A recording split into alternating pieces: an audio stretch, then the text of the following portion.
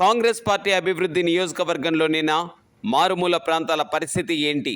Congress party హయాంలో గిరిజన ప్రాంతాల్లో అభివృద్ధి శూన్యం. ములుగు జిల్లా వాజేడు మండలం భీమవరం ఇసుక క్వారీ ఇష్టారాజ్యం పార్కింగ్ వల్ల చింతూరు గ్రామస్తులకు దినదిన గండం నూరేళ్ల ఆయుష్గా మారిన ప్రస్తుత పరిస్థితులు. టీఎస్ఎండిసి పర్యవేక్షణలో బకెట్ దందాకు తెరలేపినట్లుగా తలపిస్తున్న ఓవర్లోడ్ ఇసుక లారీలు.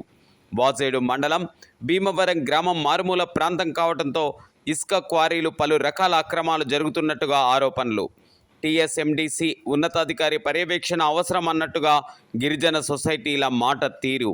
దీనిపై మరింత సమాచారం ములుగు జిల్లా మా ప్రతినిధి భార్గవ్ అందిస్తారు. ప్రధానంగా ములుగు జిల్లా వాజేడు మండలం భీమవరం ఇసుక క్వారీకి సంబంధించి అయితే ప్రయాణికులు స్థానికులు ఎవరైతే ఉన్నారో వాళ్ళంతా కూడా పలు రకాల విమర్శలు వెల్లువెత్తుతున్న పరిస్థితి అయితే కనపడుతున్నాయి. ఏదైతే ఈ భీమవరం ఇసుక క్వారీకి సంబంధించి పూర్తిగా ఆ క్వారీకి సంబంధించిన రైజింగ్ కాంట్రాక్టర్ ఎవరైతే ఉన్నారో ఆ ఇసుకను అమ్మి డబ్బులు దండుకుంటున్నారు, కానీ ప్రజల విషయంలో కానీ రైతుల విషయంలో కానీ కన్వీనెంట్ విషయంలో కానీ ఎటువంటి విధంగా కూడా అన్ని విషయాల్లో కూడా నిర్లక్ష్యం చూపిస్తున్నారని పరిస్థితి నెలకొన్నాయి. ఏదైతే ముఖ్యంగా ఈ కాంగ్రెస్ ప్రభుత్వం వచ్చిన తర్వాత కూడా మండల అధికారుల్లో కూడా ప్రతి అధికారులు కూడా స్పందన తగ్గిపోయిందనేది విషయం మనకి స్పష్టంగా ఏదైతే వాజేడు మండలం భీమవరం చింతూరు క్వారీకి సంబంధించి అయితే మనకి పూర్తిగా అర్థమవుతున్నటువంటి దాఖలాలు కనపడుతున్నాయి. ఇదే విషయంలో బాలుడికి తన కొడుకుకి అనారోగ్యం సమస్య ఉందని చెప్పేసి ఒక మహిళ ఈ దుమ్ములో ధూళిలో ఆ స్కూటీ మీద పిల్లల్ని హాస్పిటల్కి తీసుకెళ్తున్న నేపథ్యంలో మన మధ్యలో ఒక మహిళ ఉన్నారు.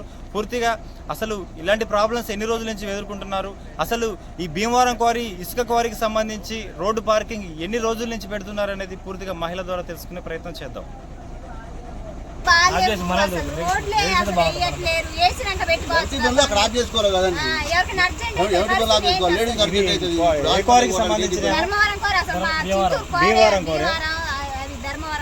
ఈ రోడ్డు అంతా ఇంతే ఉందా లేకపోతే ఇంతే ఉంది? జనాలు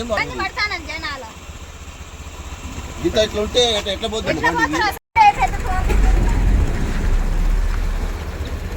బండ్లు పాసింగ్ చూసుకోరా డ్రైవర్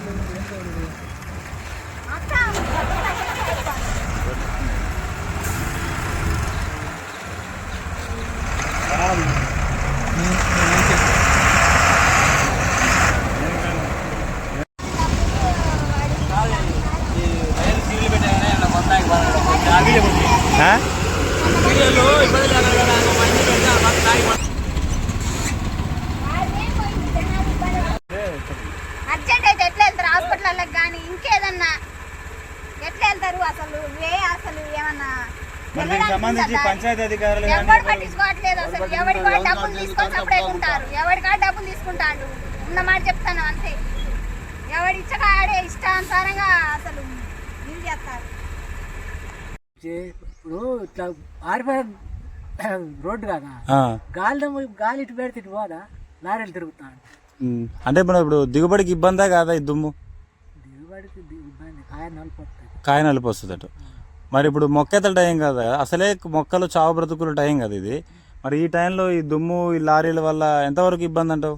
అంటే రైతు ఏ విధంగా సరే నష్టమే కానీ ఈ నష్టపరిహారం ఇప్పుడు ర్యాంప్ కూడా పెట్టుకోవాలి. ఎంత జరిగినా సరే నష్టపరిహారం ర్యాంప్ కూడా పెట్టుకోవాలి. లేదంటే ఈ దుమ్ము ధూళి లేకుండా కనీసం రోడ్డు పక్కన అటు ఇటు గ్రీన్ క్లాత్ అయినా కట్టుకొని తడుపుకోవాలి. పచ్చగుడ్డ ఒకటి కట్టి, మీరు అనేది ఏంటంటే పచ్చగుడ్డ ఒకటి ఏదైనా కట్టుకొని రోడ్డు తడుపుతూ ఉండాలి. ఆరారు దుమ్ము ఎంతవరకు పడుతుంది అంటే చివరి దాకా పోతుందా?